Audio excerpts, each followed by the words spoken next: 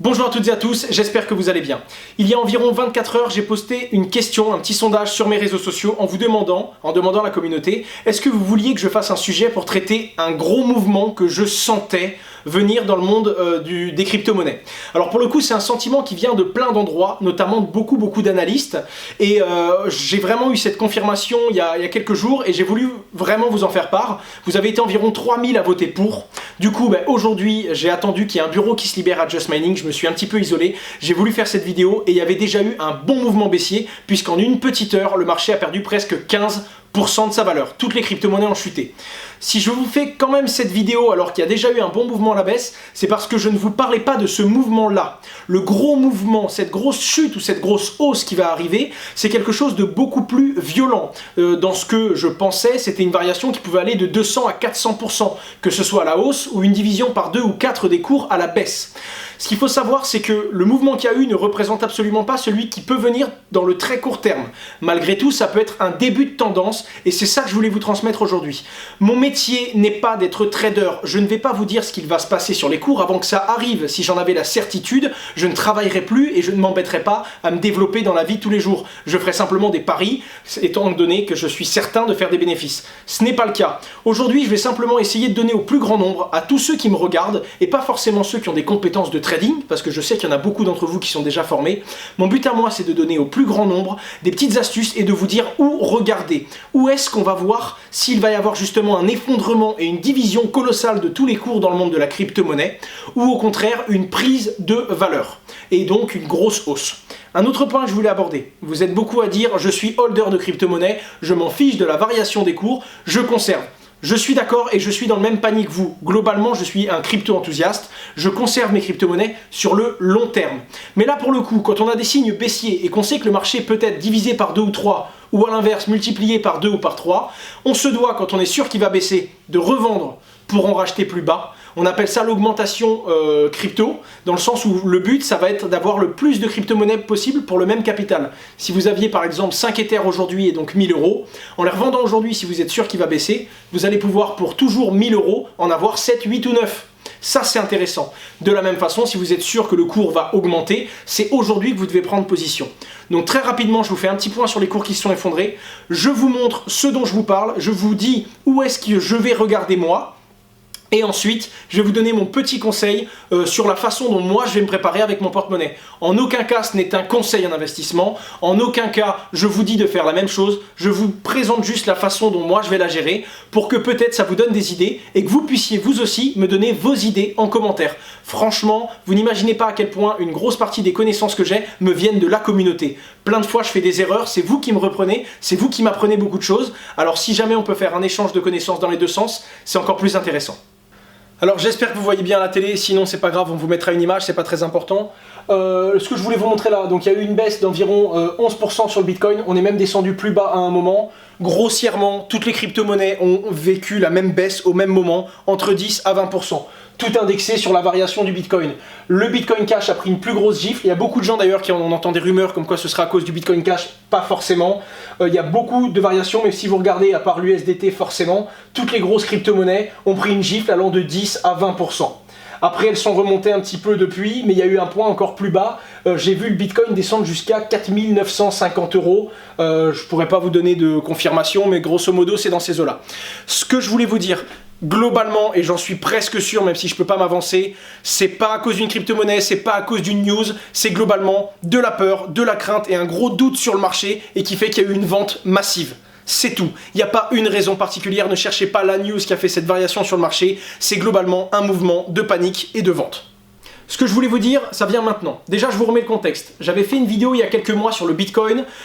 Plein de gens disaient que c'était une bulle spéculative et les gens disaient il n'y a rien derrière, ça vaut rien, ça va retomber à zéro d'un moment à l'autre. Et j'avais fait une vidéo pour expliquer que j'étais pas d'accord, qu'il y avait un vrai fondamental et que pour moi ce n'était pas une bulle sans aucun fondement derrière. J'avais été repris par un trader qui est très compétent et qui lui très clairement sait son métier, le trading, et il avait dit ok, c'est pas une bulle dans le sens où il n'y a pas rien derrière, c'est pas une valeur le Bitcoin qui n'est porté par aucune technologie et aucune solution, malgré tout ça reste une bulle financière. C'est-à-dire que quand on a ce genre de croissance et que le Bitcoin peut se réeffondrer comme on a connu en 2018 et qui peut prendre la valeur qu'on a connu en fin 2017, ça reste forcément une bulle spéculative. J'avais du coup découvert ce trader-là, j'avais échangé avec lui, il s'appelle Cédric Froment. Je vous mets le lien de sa chaîne YouTube en description, puisque je vais monter une bribe de la vidéo qu'il a faite dans quelques secondes. Et il y a un de mes clients à Just Mining qui m'a dit intéresse-toi beaucoup à ses travaux, depuis qu'on a eu cet échange-là et qui m'a repris. J'ai regardé beaucoup de ses vidéos, et là il met le doigt sur quelque chose de très intéressant. Comme vous pouvez le voir à l'écran, il s'affiche une courbe, et c'est la courbe du Bitcoin. Là, vous le voyez sur environ un an, et vous allez vous rendre compte que là, il y a une compression de la volatilité. En gros, les grosses variations qu'il a connues, elles se sont compressées dans les derniers jours, et c'est quelque chose de beaucoup plus stable. Généralement, et pour faire très simple, ça annonce une reprise et un changement de direction violent, soit à la hausse, soit à la baisse. Pour faire très gros. Bien entendu, si vous voulez plus de détails techniques, regardez sa vidéo, il en parle légèrement au début, et vers la 17e minute, il rentre bien dans le sujet du Bitcoin et uniquement du Bitcoin. Ça peut être très intéressant pour vous. Ce que je cherche à vous dire ici, c'est que du coup, il y a cette compression de la volatilité qui fait qu'il va y avoir une variation, à la hausse ou à la baisse. Quand j'ai parlé il y a 24 à 48 heures sur mes réseaux sociaux de ce gros mouvement, je le voyais globalement plus à la hausse qu'à la baisse. Pourquoi? Parce qu'on est arrivé à un moment dans le monde de la blockchain où je regarde des supports. Alors par définition, on regarde toujours en trading des résistances et des supports. Quand on perce une résistance, un point qu'on perce pas souvent, ça c'est un indicateur de hausse. Et quand on perce un support, c'est un indicateur de chute. Et bien moi je regarde des supports qui ne sont pas des supports de trading, je regarde des supports fondamentaux. Par exemple, la rentabilité du minage. Je pars du fait que je sais qu'il y a des gens qui sont rentables quand ils minent. Je sais que ceux qui payent l'électricité 8 centimes vont être rentables plus longtemps que ceux qui payent l'électricité 12 centimes.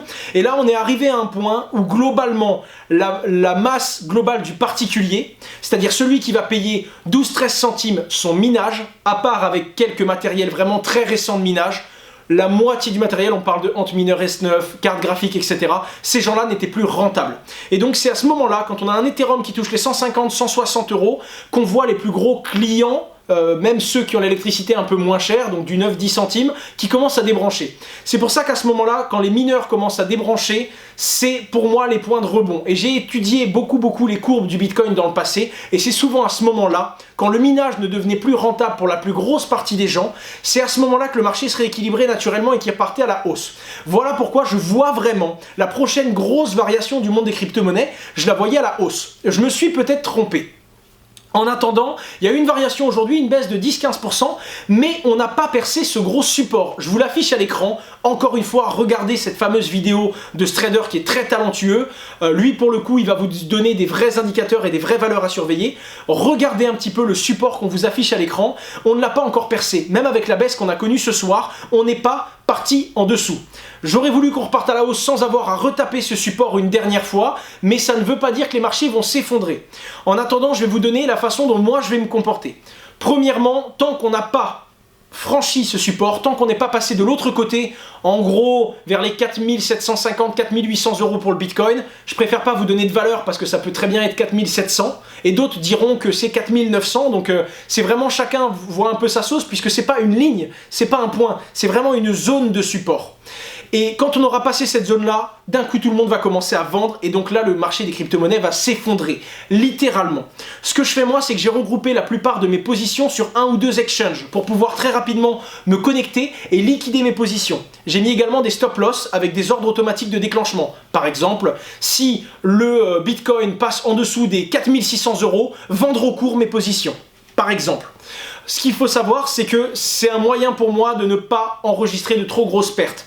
De la même façon, j'ai fait le plein de fiat sur les exchanges, c'est-à-dire que j'ai envoyé énormément d'euros et de dollars sur mes exchanges favoris, notamment Kraken, où je passe beaucoup d'échanges, et j'ai fait quelques stocks de Bitcoin sur Bitrex, pour pouvoir également, si jamais le cours passe à la hausse, et qu'on passe au-dessus de cette résistance, qui est du coup l'inverse, on va dire, de ce support-là, et qu'on commence à repartir sur une vraie grosse croissance, pouvoir acheter massivement de la crypto-monnaie, parce que là, j'y crois vraiment. Si on arrive à franchir et qu'on arrive à repartir et à reprendre une valeur de 20 ou 30% de la valorisation globale du marché, on va repartir sur une période globale de hausse qui va être, selon moi, assez longue, mais qui globalement en 3 à 4 semaines pourrait enregistrer des hausses catégoriques jusqu'à 2 à 300%. C'est pas sûr, encore une fois, je me base sur tous les sentiments des partenaires et des gros environnements, gros traders que j'ai autour de moi. Grâce à Just Mining, grâce à nos sociétés et à ma chaîne YouTube, je commence à traîner avec des personnes qui ont vraiment pas mal d'expérience dans le milieu, et c'est un peu les tendances et le sentiment qu'ont toutes ces personnes-là. Je me base également sur du technique, vous savez que c'est pas là que je suis le plus pertinent, mais du coup j'ai un porte-monnaie de plus en plus pertinent de personnes que je suis, en quelque sorte. J'essaie de diversifier les personnages que je suis, et ils sont tous globalement de cet avis-là. Et en gros, il y a vraiment une décision qui va se prendre. Je voulais juste rassurer en disant que c'est pas ce soir, l'effondrement n'a pas eu lieu, mais en attendant, il faut le regarder de très près. Et je voulais que même les personnes qui n'aient pas de compétences et de connaissances dans le monde du trading sachent un petit peu quelle ligne regarder pour savoir si on part sur un effondrement. Et à ce moment-là, on va avoir des semaines difficiles, les amis. Je vous le dis en tant que youtubeur, mais également en tant que chef d'entreprise et en tant que personne qui vend des solutions d'investissement dans la crypto-monnaie. Faut être totalement franc. Le marché risque de nous faire très mal pendant une courte ou une moyenne période. Et en attendant, à la hausse, ça pourrait être, si jamais on franchit ce cap-là, la reprise, pas définitive, mais la reprise sur le long terme d'un marché qui va vraiment reprendre de la vigueur. Je le pense. Après, ça peut également être une grosse hausse avant une reprise et une stabilisation du marché, mais quoi qu'il arrive, s'il y a une variation à la hausse, ça pourrait être catégorique pendant quelques semaines pour y avoir des très bons résultats sur le marché. Voilà ce que je voulais vous dire. Préparez vos fiat et surtout faites attention à votre crypto-monnaie, et même si vous voulez la garder et que vous y croyez sur le long terme, si on passe en dessous de ce support et que ça s'effondre, franchement, je pense que ça vaut le coup de revendre, quitte à racheter plus bas pour augmenter votre capital en crypto-monnaie. Je vous invite très fermement à regarder la vidéo de Cédric Froment, et si jamais Cédric tu regardes cette vidéo, merci à toi, tu m'as appris beaucoup de choses et j'espère que ce sera également le cas pour toute ma communauté, elle le mérite. Je voulais également vous donner un petit point. Je vais faire des vidéos bientôt sur ma chaîne, il y en a déjà qui sont prévues. J'investis toujours dans le monde des crypto-monnaies, j'investis à côté, mais j'aime bien toujours capitaliser sur la blockchain.